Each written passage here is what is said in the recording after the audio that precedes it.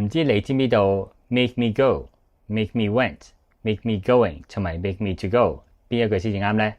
首先 make 呢一個動詞咧有好多唔同嘅意思嘅，其中一個咧就係導致或者強迫。咁佢嘅用法咧就係 make 人物做一個行為。咁呢一個行為咧個形態咧，我哋係唔會加個 to 喺佢前面，亦都唔會喺個動詞度加 ing 嘅。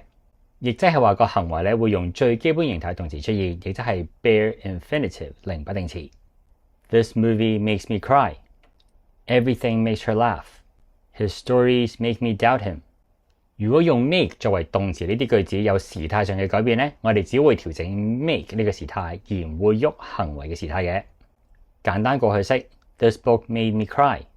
簡單未來式 This video will make you think twice about eating meat.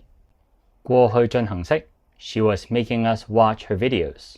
當 make 呢個動詞表達導致或者令到咧，佢有第二個用法嘅，就係 make 人物一個狀況，咁個狀況當然係一個形容詞。You make me sick. Reading makes her sleepy. His story made me sad. The workout is making everyone tired. 考下大家，呢度嘅工作量導致到我想辭職。英文可以點表達呢？